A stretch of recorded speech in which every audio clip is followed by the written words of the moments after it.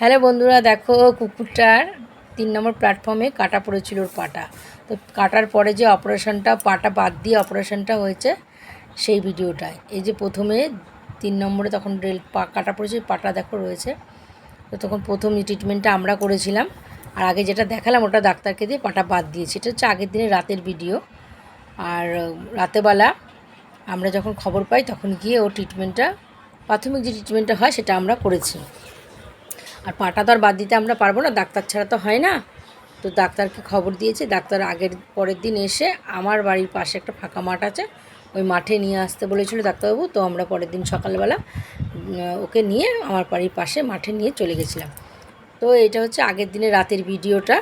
তো এই হচ্ছে পরের দিন সকালের ভিডিও। অপারেশন হয়ে যাওয়ার পরে যে ড্রেসিং করা হয়ে গেছে, ওর ড্রেসিং করার পরে স্লাইন চলছে, স্লাইনটা দেওয়ার পরে ওকে একটু জ্ঞান আর সুস্থ হলেই ওকে আমরা আবার ওর পুরনো জায়গায় ফেরত দিয়ে আসবো।